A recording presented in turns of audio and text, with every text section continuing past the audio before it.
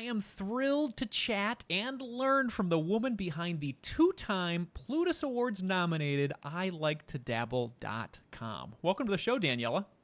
Hey, thanks for having me. Absolutely. I'm here to learn, man. This is going to be great. So talk to me about how you started your blog originally, and I guess why did you start your blog originally?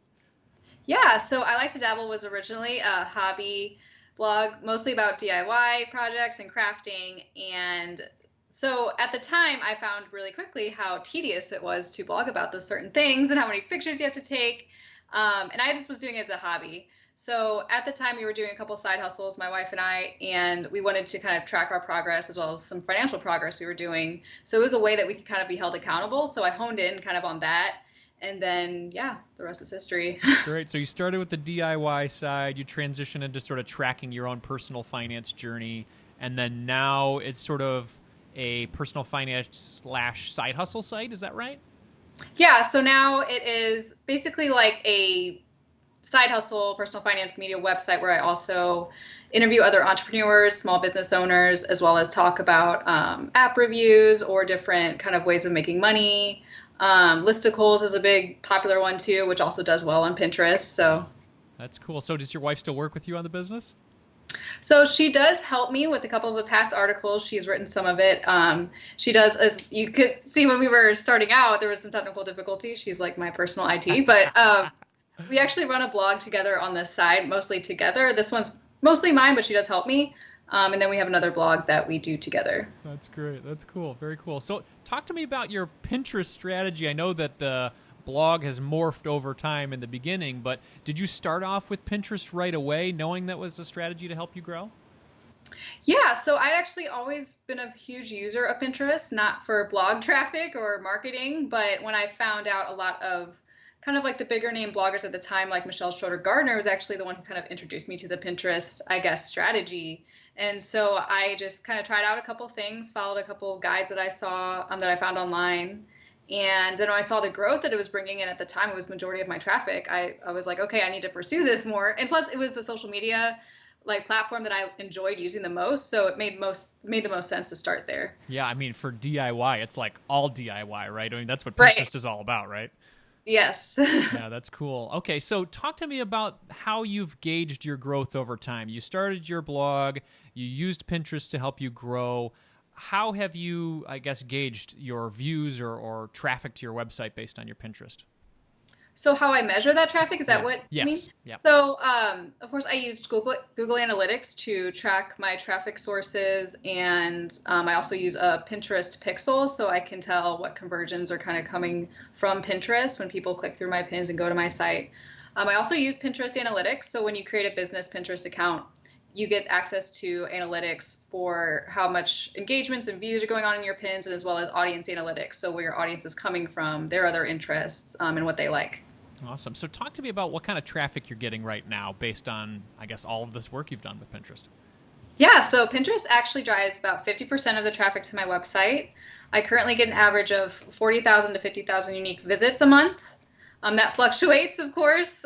Beginning of the year, there's a little rough bump there in the traffic. Yeah, something happened in 2020 this year. Yeah, because 2020 has been a year. That's right. Yeah, so it's brought me, I mean, I've definitely had a bounce back too, because during the summer months, it does get a little bit busier. People are on Pinterest more. So you're getting 40 to 50,000 unique visitors, and that's total, or is that from Pinterest? So that's total. Not Okay. all those are from Pinterest. Got it. I'm going to say about 25,000 or 20,000 of your visitors are coming just from Pinterest. Yes. That is amazing. That's incredible. And then, there's this stat that I've seen on my Pinterest account, and I have so much to learn with Pinterest, called monthly views. Is that something we should pay attention to? Is that a good gauge of our growth? How does that work? Well, it's a good gauge on how Pinterest is basically showing your content and putting that content out to potential audience of yours. So what that metric basically means is that's the number of times that Pinterest has shown your pin in the feed or on search or any other way. So that's basically anytime your pin has come across somebody's eyes, and the algorithm has been able to capture that. Got it. So it's like an impression, not necessarily somebody clicking on it and engaging, though. It's weird because Pinterest analytics are kind of like, so they have the like the million, whatever, the monthly viewers that you'll see like on the top. And then if you go to Pinterest Analytics, you'll also see an impressions one. So the impressions is actually higher than that. Okay. So it's weird because they should be the same number. But then you also have other metrics you can use, like the engagements metrics. So that's how many people either enlarged your pin, saved your pin, clicked through to your pin, commented on your pin, saved it to a board. So basically, if they did anything with your pin after looking at it, then that's an engagement, and that's a little bit more meaningful than the views, because then you know, oh, that's how many people actually went and did an action with my pin. Got it. What metric do you care about the most? Is it traffic to your site? So I care about obviously the traffic to my site, but Yeah. the views as they go up, I know that Pinterest likes my content. Cool. So as that goes up, it tells me I'm doing something right if Pinterest is showing my content more. Got it. Got it. Let's talk about the monetization side of things. I think I've seen you on Twitter talk about this traffic from Pinterest helps with ad network growth. So talk to me about, do you monetize right now? And I guess, are you working with an ad network to help you monetize? So I do monetize my site, and Mediavine is who displays the ads on my site. And I was able to get accepted in Mediavine because of a Pinterest basic like viral streak I was on at the time. And it was when Mediavine's so right now the requirement is 50,000, I think, unique sessions a month. Before it was 25. So as soon as I reached 25 with, at the time I had a couple pins going viral, so I was pretty high on the traffic side. So I thought go ahead and apply to Mediavine. And sometimes if they see your past months have been a lot lower or there's a lot of different fluctuation going on, they won't approve you. But I guess after review, they did approve me. So I was very thankful for that. And I also work with them in a couple of other partnerships outside of ads, as well as I do make money from affiliate partnerships. Webinars is a newer one I've been exploring, as well as products, services, and then I do freelance stuff on the side, but like under my brand. That's great. So lots of different income streams, and sometimes they start out as micro, and then hopefully they grow up to macro over the time. That's very cool. So what type of income are you seeing from the ad revenue from Mediavine? And I know that just, when did that start? I guess we'll start with that question. When did you get accepted Mediavine, and then how have you grown since then? So I got accepted to Mediavine, I think it was March of 2018.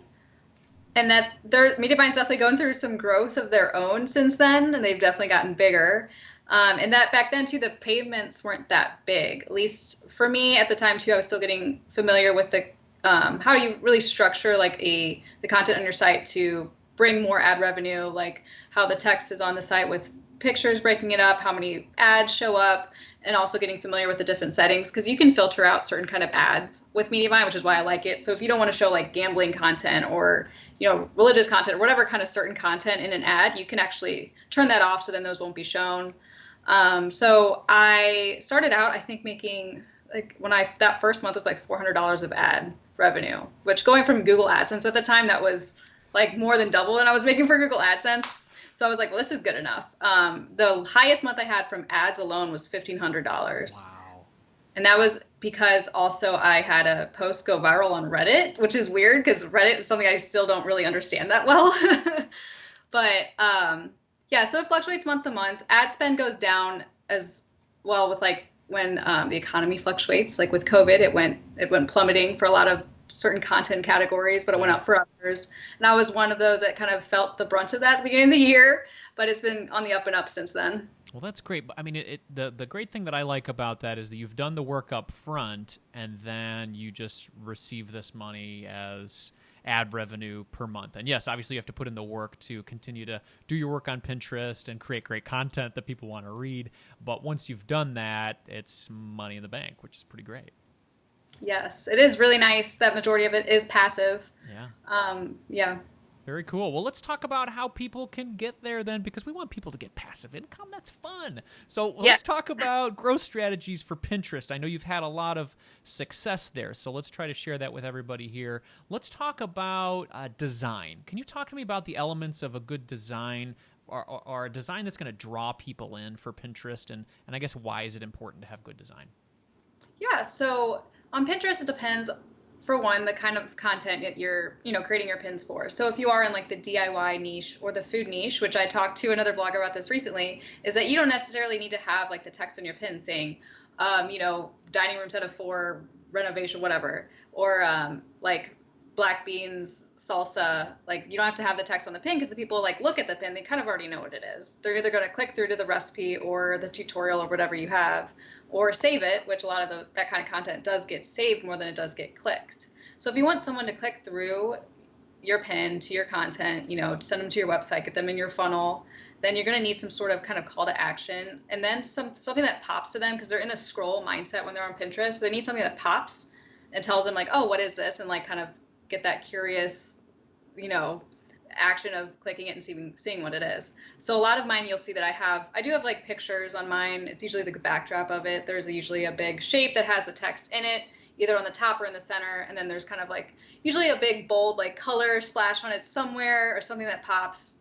And then for my product pins is usually where I have the click through or like click here, call to action, or sign up for my email list. But a lot of my pins for my articles won't really have a call to action on them because they have kind of like the article title or something about the article on the pin.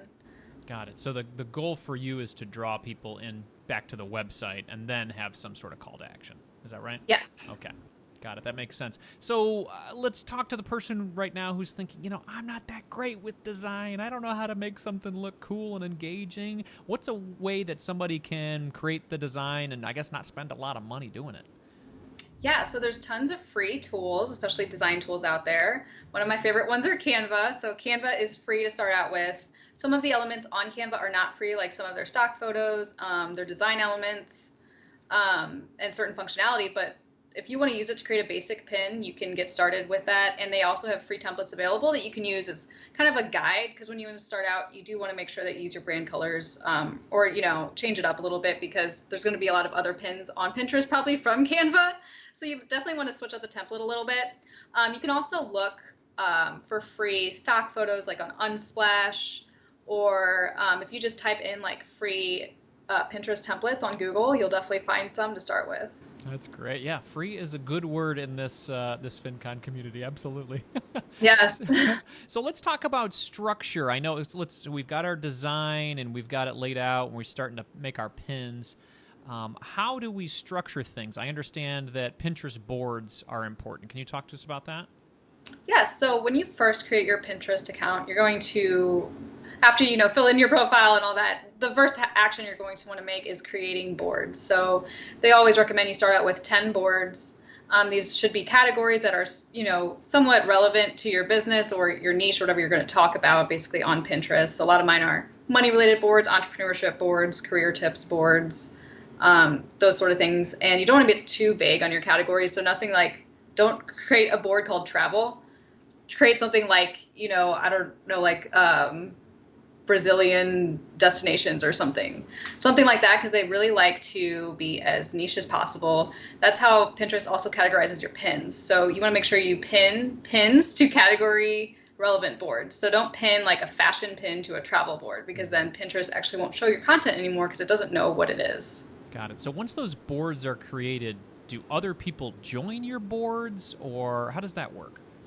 So you have your personal boards, you have your private boards, which only you can see, and then you have your group boards, which are boards that you can invite others to join, and also others can request to join your boards.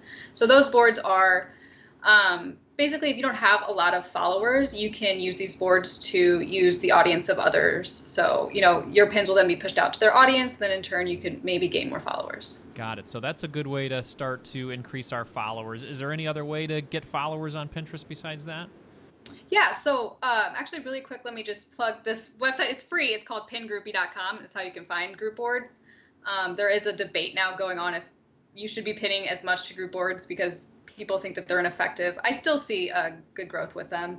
Other ways to gain followers is make sure that you use a keyword in so the name on Pinterest. So mine says, I like to dabble, and then it says side hustle and money tips. So if you were to go to Pinterest and look for people, so if you search for people, you click the people filter and then type in side hustle, I will actually pop up as like number 2 or 3 or 4. So that's another way. And when I actually made that change to my profile is when I saw the big influx of followers too. Wow. Yeah. So that's like, I'm equating it to the Google side. So that's like you ranking number 2 or 3 for side hustle on Pinterest then. Right. Guess who ranks number 1? Loper?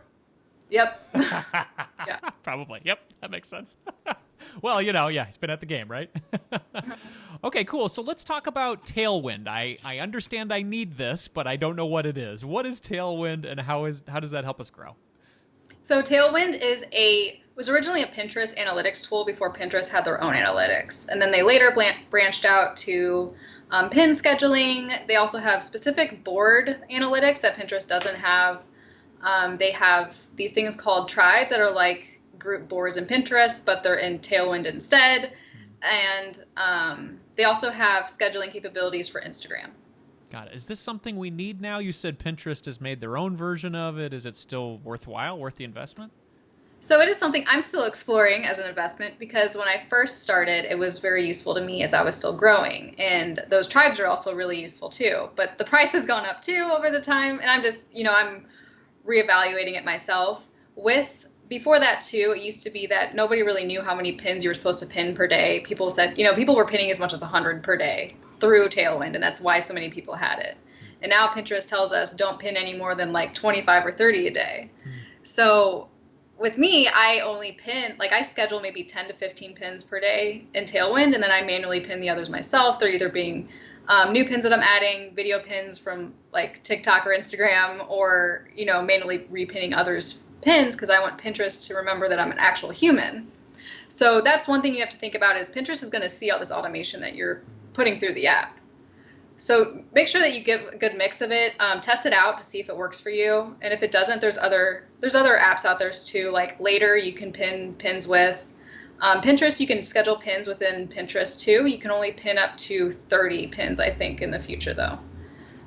So yeah, just test it, and if it works for you, that's great. So. Awesome. Yeah, I like your frugal lens for all these things. All these ideas and tools you're throwing out are all free. Yes, I love the free. I love the freeness. It's a great price. So one question I had is that I'm seeing this new trend of video on Pinterest too. Can you talk about that and how you've utilized it? Yeah, so I've tested with it a couple times. I've seen really good growth with reusing TikTok videos. So I've only gotten on TikTok maybe 2 weeks ago, but I've reused all that content from TikTok and posted it to Pinterest, and the views go up pretty quickly. I know Pinterest has also said that they are pushing out video content before any other content right now too, because of how new it is in the platform. They want to see how it does. So I've tested out pins with animations for video. That didn't do as well, but Pinterest will show up to 1 minute, I think, of video, and make sure it's actual video content, because that's what Pinterest wants to see. It wants to see an actual video, not necessarily like an animation. Got it. So the goal then there is to drive traffic to your TikTok or to your YouTube as opposed to your website? Yeah, so for those, I'm linking back to my TikTok. I made a couple pins for my YouTube also, which is a little bit newer. I've mostly just created it for tutorials. And for Instagram Reels, you can also link it back to your Instagram. So you can also pin all of your content from Instagram too. You can use a Pinterest. I think it's a free browser extension. It's called Pinterest Save. And so when you're on your Instagram, you can also just repin all of the same content to your Pinterest. So then you don't have to sit there and try to recreate new content and drive, more traffic to your social media on Instagram or TikTok, whatever you want to grow. Got it. Yeah, it's a great way to repurpose the content you're already making and then hopefully get more eyeballs on it in the future. Are there any other tools or apps or hacks that you like to grow your Pinterest that we didn't talk about already? I'm trying to think. So I said Pin Groupie. Pin Groupie is a great one. Oh, Simple Pin Media podcast. So that is, I think it's also the only really all Pinterest podcast out there, but they are great. That's how I stay up to date with all the stuff that's going on with Pinterest, because they do change stuff a lot with their algorithm, but they have a couple of their members actually go to these board meetings and stuff with Pinterest. And so they have all the inside scoop. And they just have a lot of great tools on their site too. That's also free. That's cool. Is that like a Pinterest pun, the board meeting? Oh, the board meeting. I don't know. Because I'm pretty sure they said in a podcast episode, oh, one of our members just got back from the board meeting. I was like, what? How are you guys invited to that? That's great. It was something along those lines. I probably have it wrong, but I swear they said board meeting. I think that would make sense. It would be a funny pun, I think. Yeah. Oh, right, because Pinterest boards. Right, there you go. That's funny. It's a dad joke. They're just kind of throw it in there if I can. All right, cool. Well, this has been great. So somebody's listening right now and they're thinking, Daniella, you're doing great with this. It seems to be driving some great traffic to your site, and then in turn, this awesome digital passive income we hear about all the time. But man, I do not have time for Pinterest. I'm doing so many other things, writing content, making my blog look nice, trying to get that out there. What would you say to them?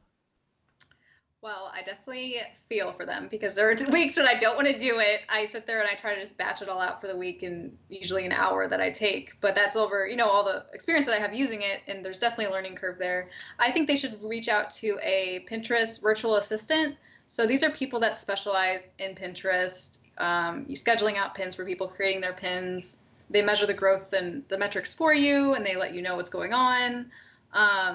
And I'm trying to think of a couple of people that actually know that do this. I know Simple Pin Media, they also have their own VAs that you can go and ask for a quote of how much that would be. Amber Temerity was one that I used to be in her Facebook group, and she's definitely very, very good for beginners. And then Pinterest Ninjas. She is a VA that has a couple of great free tools too. Boss Girl Bloggers. That's another great resource. I think she does some Pinterest consulting and VA work as well.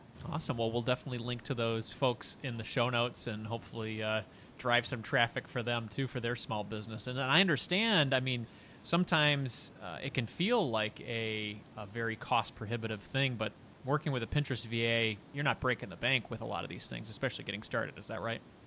Yeah, I know people have gotten VA services for like $12 an hour. The most I've really heard of someone charging is like $30 an hour. They could definitely charge more. It depends on like what you want, sure, of course, in that service, but it's not too costly. And they can get like a couple of months actually scheduled out for you, in a short amount of time. Absolutely. And the return, the ROI on that, it sounds like it would be paying off in your situation based on the advertising revenue you've been able to produce, right? Yes. Yeah. Something I've actually thought about doing is should I maybe outsource it? But I also have I kind of love doing it too much. And I think that's the point too. Like with all this blogging craziness, like find the thing that you do like and then outsource the stuff that you don't like, right? Yeah.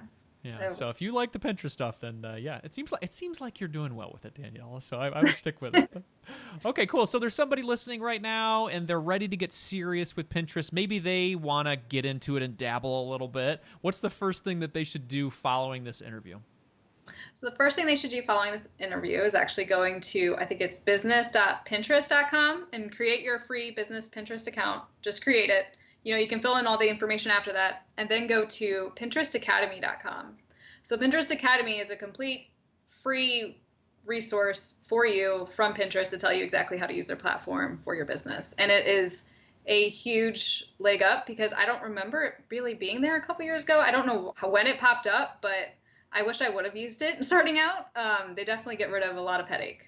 That's very cool. Yeah, that seems like a great resource, and especially they want to grow the platform, and that'll help you get more traffic to your site as well. So this has been fantastic. We're going to wrap up the interview. Where's the best place for people to learn more about you and all the success you've had, and tell us about any resources that might help people along the way? Yeah, so you can find me at iliketodabble.com is my website. I also have some great Pinterest resources on there. I have a beginner's guide for how to use Pinterest for your small business. So you'll see that on the homepage when you scroll down under the side hustle section. There'll be one that's titled there you can click on. I also have a couple of resources like my course and my workbook for if you want to start a side hustle. That's available on my website as well. And you can follow me on social media at I Like to Dabble on Facebook, Twitter, and then it's I Like to Dabble blog on Instagram. And then you'll find me on Pinterest under I Like to Dabble. Absolutely. All you got to do is type in side hustle, and she's showing up in the number 2 or 3 slot. So very cool. And congratulations on your Plutus nominations. You've had a great success this year, and I'm really excited to be able to have talked to you today. Thanks so much for doing this, Daniella. Thank you so much. This was fun.